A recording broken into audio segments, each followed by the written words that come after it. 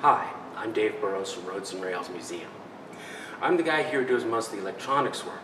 I have no educational background in that area, but I had to learn quick when we got started trying to build one of the area's most popular attractions. And the story of Roads and Rails really is a story of wire. We have over a mile of wire here, and we've got microprocessors underneath the layout. We have numerous electronic timers and motion sensors so that items only come on when people are interested in seeing them, and otherwise the motors can rest. And over the next few days I'm going to be doing the maintenance on this, and I'm going to film as I go and describe what we have here and the rationale behind it. And I hope you enjoy this. Thank you very much.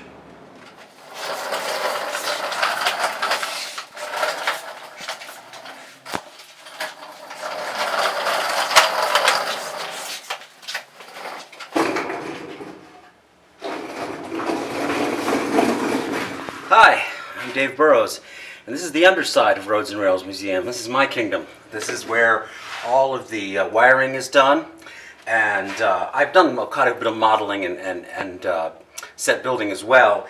But this is almost all exclusively mine, except for a few elements.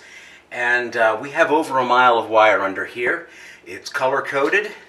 It's tagged extensively, and we can come under here and do improvements and maintenance even when the museum is open.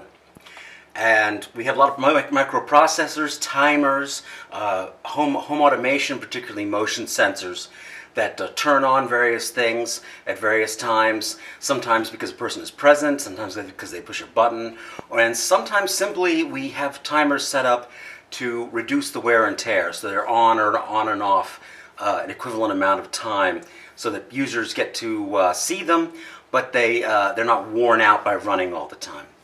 And I'm going to show you what it's like under here. It's pretty cool.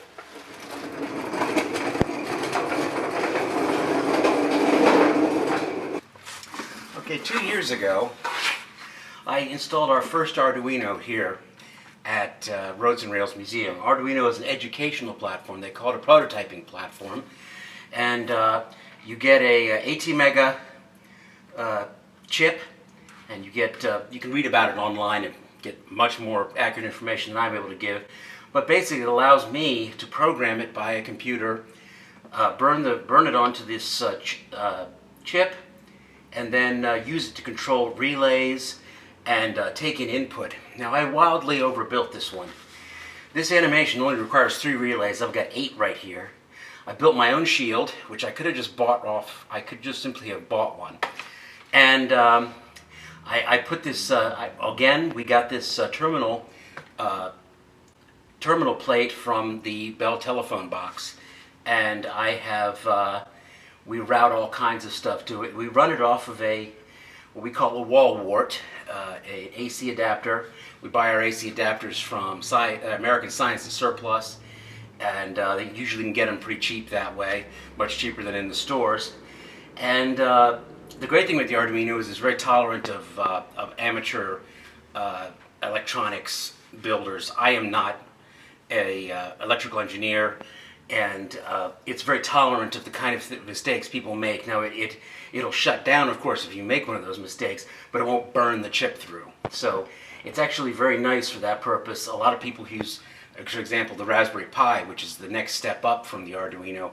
They will put an Arduino between the Pi and what they're trying to control, because the Arduino will shield the Pi from the kind of problems that the Arduino will be able to survive electronically.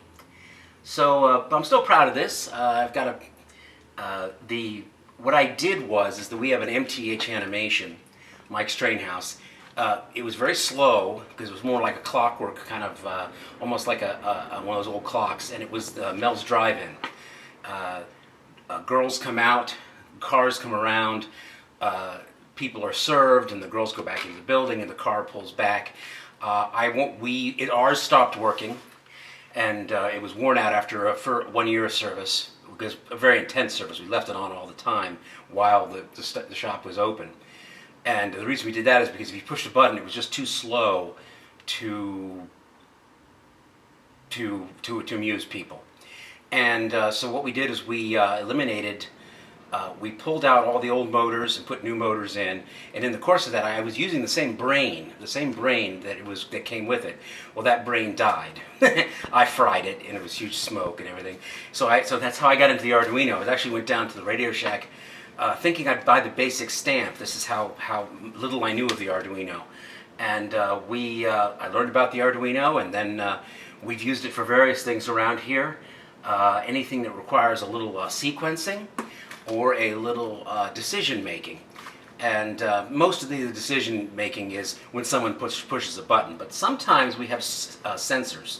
And I will show you one of those things in a few minutes. Still looks nice. This is a second Arduino.